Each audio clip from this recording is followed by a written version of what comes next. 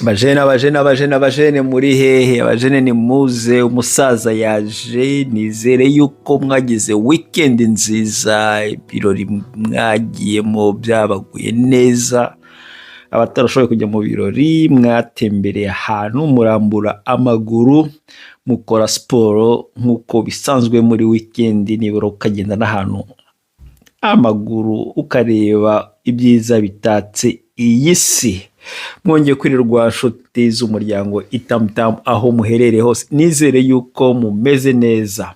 Reka rero mbabwire ibyo tugiye kuganira kuri uyu munsi ku bajene. Abajene nk'uko mpora mbivuga yuko abakobwa igitsina gore barimo kuvuza induru ngo abagabo barabuze. Ndashaka mbashepingeho gatoya kugira ngo muzabe abagabo nyabo. Reba rero bimwe mu bintu turi buganire bituma muterambere muhinduka. Abantu ibintu tubona bikaduca mu maso tukabirebesha amaso gusa, ariko ntitugire icyo tubikoraho cyangwa ngo tubitekerezeho turebe uko byagenze, bityo tuzabyirinde. Dore ibintu rero tugiye kuganira kuri uyu munsi. Impamvu tubona abasore barimo kugira abana hanze, kuki kibatera ugasanga uriya afite abana 2, 3, 4 hanze, yabyanye n'abakobwa batandukanye cyangwa ari umukobwa umwe ariko yanze kumurongora. Turaza kubireba turebe impamvu ibitera. Bityo rero ni ibintu usanga birimo kugenda byangiza sosiyete turimo, tukabireba bikabaho, tukabirebesha amaso, ntitugire icyo tubitekerezaho. Reka rero turebe ese ubundi niki kibitera, niki ndetse twakora kugira ngo bira bintu tubigabanye ntibibe byakomeza. Ubundi rero usanga hari abantu 2 naguhamo urugero. Nk'umwana wavutse muri famiye ibintu byose ari sawa, nta kibazo, nta cumbi, ibiryo biteretswe hariya, uwo mwana ari mu bibazo bikomeye, ari muri zone danger yo kuba yateragura amada abana babandi. Kubera iki? We afite umwanya mwinshi imbere ye, nta stress afite imbere ye. Bityo rero kuba afite umwanya mwinshi adafite icyo awukoresha, ibyo biramuha amahirwe yo kwisanga mu byago byinshi birimo ibyo ngibyo bya stress. Mu gihe umwana uvuka muri famiye y'abakene afite ikibazo, ari burya ate, biri bugende bite, kwiga minerivare bite, akenshi uwo mwana ntabona imbaraga zo kujya muri biriya bintu by'imitereto byo kujya gutereta. Akenshi usanga ari muri gufokusinga uburyo ubuzima bwakomeza uko ejo bizagenda, kubera ko uyu munsi ntibimeze neza, we arashaka uburyo yabishepinga bikazajya mbere. We musore rero ufite amahirwe, ukaba ufite wenda akazi, cyane cyane ku bantu bafite akazi mubona amafaranga yinjira buri munsi, buri kwezi, ayo mafaranga ko arimo kugenda yinjira, niba utayaboneye umupango uburyo uyakoresha ejo akaza kugoboka ukuze, ayo mafaranga arimo aragushyira mu byago bikomeye. Bari abantu ubona bafite abana 2, 3, 4 hanze, ku bagore batandukanye cyangwa ku mugore umwe, buriya akenshi cyabibateraga nuko baje kwisanga bafite amafaranga atuma bajya gutereta cyangwa bajya kubeshyeshya bari abana b'abakobwa.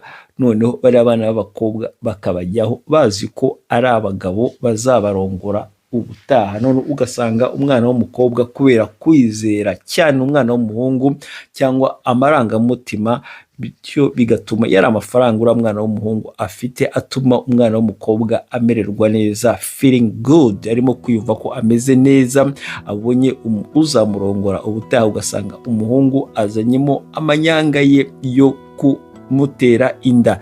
Bityo rero mureke ayo manyanga abana b'abahungu, buriya mwicira ubuzima bwanyu bw'ejo hazaza, kubera yuko igihe cyose ugerageje biriya bintu buriya uba wiyicira ejo hazaza hawe heza. Impamvu rero narinzanye kino gitekerezo no kugira ngo niba ufite akazi, biba byiza tangira urebe ayo mafaranga ugiye gukorera niki azakora. Niba ufite gahunda yo kugura ikibanza, niba ufite gahunda yo gukora umushinga runaka, bityo rero uwushyiremo imbaraga. Twaje kubona mu biganiro twakoze mbere yuko iyo ufite ahantu urimo gushyira amafaranga yawe, buhoro buhoro kiriya kintu kizakura kikugeze mu kintu kinini cyane nawe utari uteganyije, utari uzi ko gishoboka. Bityo rero biba byiza ko ayo mafaranga ukorera, niba udashaka ko ayo mafaranga akwica, yarinde, yashyire mu kintu bityo ugikomereho ushaka ko kizaba kinini. Ushobora kuvuga ngo ndashaka kuzajya mpingishe ibigori, ibijumba n'ibindi byose ubicuruzi. Ibyo ni byiza, ni igitekerezo cyiza, biratuma amafaranga akuvaho akajya mu mishinga. Ariko igihe cyose amafaranga azaba yinjira, ubona amafaranga yaba ay'umushahara cyangwa yayandi yo ku ruhande ukaba uyakinisha mu ntoki, uriya mwana w'umukobwa azayakenera, nayakenera azabona yuko byanze bikunze nawe hari icyo agomba gutanga kugira ngo ukomeze uyamuhe cyangwa nawe akugumane. Bityo rero urumva ko ugiye muri bizinesi itari ngombwa, itari nziza. Icya mbere, wishe ubuzima bw'uriya mwana w'umukobwa. Icya kabiri, nawe ubwawe utibagije yuko yari amafaranga, hari ikintu wari kuyateganya mu ejo hazaza. Bityo rero wirinde ibintu byose bituma amafaranga yawe muhungu akuzaho, ntugire icyo wayateganyirije. Tekereza ibintu binini, egera abantu bakwigisha amafaranga, uburyo akora. Burya twese dukora ikosa tuzi yuko ngo tuzi amafaranga uburyo akora, ariko burya nta muntu uzi amafaranga uburyo akora nk'abariya bandi bose babikozemo, babigezemo, bahuye muri aya makosa, bakisanga barakoze amakosa, ariko bakajya muri bizinesi babonye barakoze amakosa. Byakubera byiza kuri wowe uramutse umwigiyeho, bigatuma yari amakosa utayajyamo. Nta kintu kibabaza abajene, nta kintu kibabaza kandi kigoranye kwisanga urongoye umugore, noneho igihe kirageze uramurongoye, ariko usanze uzanye abandi bana, ufite abana ku ruhande cyangwa nawe azanye abana ku ruhande. Icyo ni ikintu akenshi kiba cyerekanye yuko iyi famiye igiye gutangira, igitangiranye ibibazo bizaza mumaze gusaza, niho hazazamo bya bintu ngo iminani, ibiki, bariya ntibakundana, bariya barakundana, ibintu nk'ibyo byose. Niyo mpamvu biba byiza, we mwana w'umuhungu urimo kunyumva kano kanya, mujene, irinde mu gihe cyose ufite amafaranga, irinde kujya kwangiza abana b'abakobwa. Fata igihe, niba ushaka gutangira kudetinga bijyemo, ariko witonze, ufate igihe, ubanze umenye uriya mwana w'umukobwa nk'uko nawe wamuha amahirwe yo kumenya. Bityo rero umenye urashaka iki, arashaka iki. Bitume kandi nawe ubona umwanya wawe, utekereze ku byo uzakora urimo gukura ukuze. Bityo biguhe akanya ukore experience y'ubuzima, usura ahantu, usome ibitabo, wumva amavideo y'ibintu ushaka kuzaba. Bityo wirinde ikintu cyakurangaza.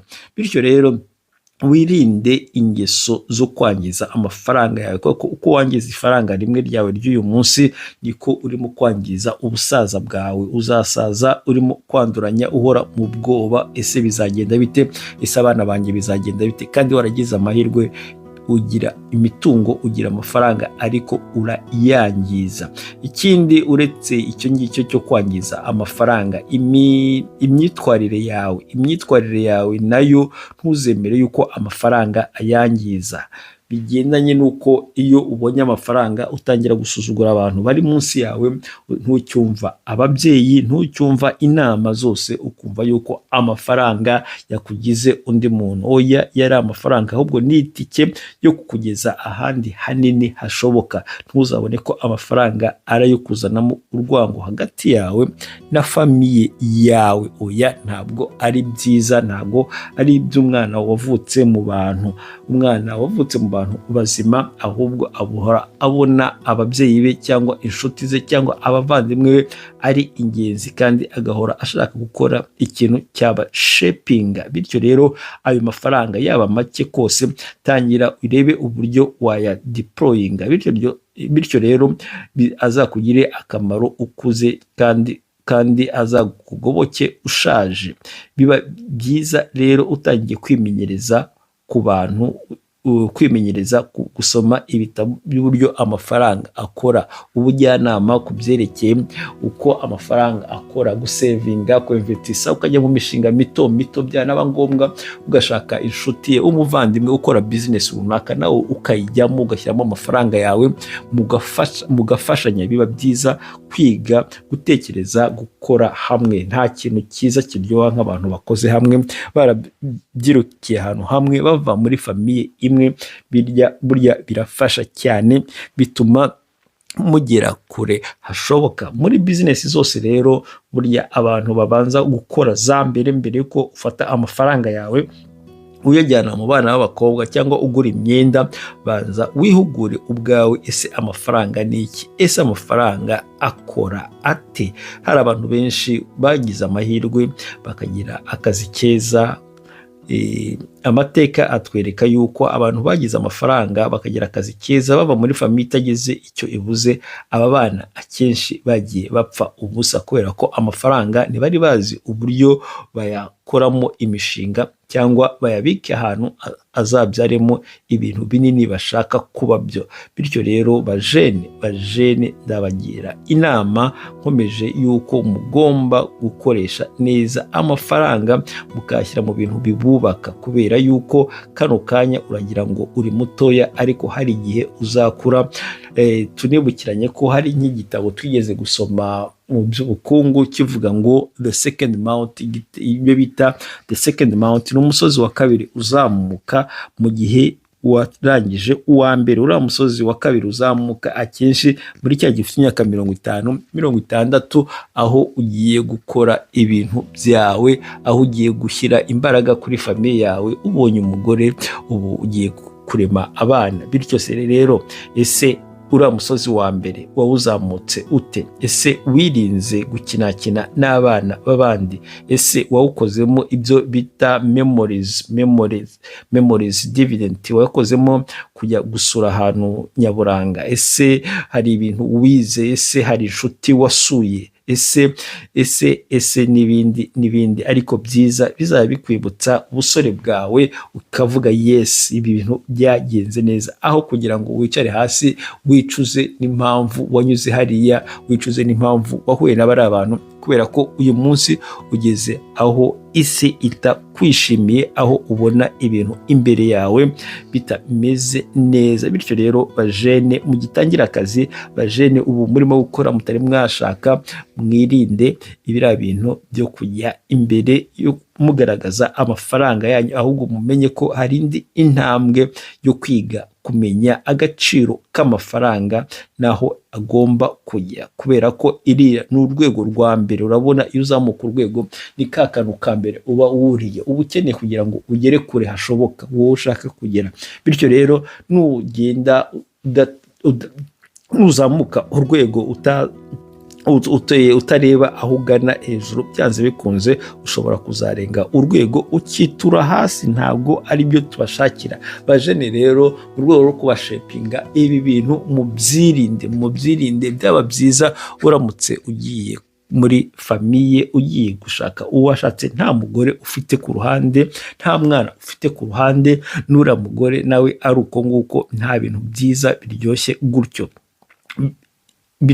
Bityo rero byagufasha guhora ubiteguye kano kanya, ntibibe byazavamo intambara, kubera ko hari abo twagiye tubona ugasanga umwana w'umusore, akenshi iyo dutereta dukunze kubwira abana b'abakobwa ukuri, kandi burya nabyo si byiza. Biba byiza kubwiza abana b'abakobwa ukuri. Usanga twebwe dushaka ko tubwirwa ukuri, ariko twebwe ntitubwize ukuri. Dushaka kumva ukuri ariko ntituvuge ukuri. Biriya ntabwo ari ibintu byiza. Bityo rero genda ubwira umuntu uko bimeze, maze akwakire uko umeze. Ariko rero ntabwo ari ubutwari kujya kubwira umwana w'umukobwa ko nta bana ufite, ejo n'ejo bundi ugatangira kumubwira ngo ntago naribagiwe cyangwa ntago nashoboye kubikubwira kugira ngo utaza ukigendera. Dore rero mfite abana babiri, nababyanye na kana. Biriya ntago ari ibintu byiza. Muri make abaye nk'ifi iguye mu mutego, wamaze kumurongora, wamushyize mu rugo, kano kanya uzanye inkuru itari nziza, ntago ari byiza, byo ni ubujura niko nabyita. Ntaho bitandukaniye n'uriya muntu ugiye muri banki abeshya yuko agiye kuretira amafaranga ye, naho aje kuretira iby'abandi. Bityo rero bajene, mwirinde imitego nk'iyo ngiyo yo kwisanga mwarasanze ibintu byarabaye bibi. Mukomeze rero mugire umunsi mwiza, mufokasinge mu iterambere ryanyu ry'ubuzima bwanyu, mwirinde ibibazo nk'ibyo ngibyo. Nko mu gihugu cya Nigeria, abana b'abakobwa babyaranye n'abandi bagabo bo hanze, cyangwa abasore babyaranye mu busore bwabo, biba ngombwa yuko babarongora, kubera yuko biragoranye. Ntago urugero nkawe cyangwa ngewe sinshobora kurongora umukobwa ufite abandi bana bo hanze, arakubwira ngo uriya mugabo waguteye inda niwe ugomba kukurongora, kandi koko ukabyumva ukumva bifite sanse, kubera ko nk'aha i Buraya abakobwa b'aba Nigeria bafite abana barinda basaza bafite ikibazo cyo kurongorwa, kubera yuko nta mugabo w'umu-Nigeria ushobora kurongora umugore ufite abandi bana, kubera ko ngo ntashobora kuvanga famiye ye na famiye y'abandi. Icyo ni ikibazo. Nubwo bwose uwo mugabo twavuga ko aba yikunze, ariko no ku rundi ruhande burya hari byinshi aba yirinze burya. Reka ndangiriza ahangaha rero, mbifuriza umunsi mwiza. God bless you, God bless you. Ciao, ciao, ciao, ciao, ciao.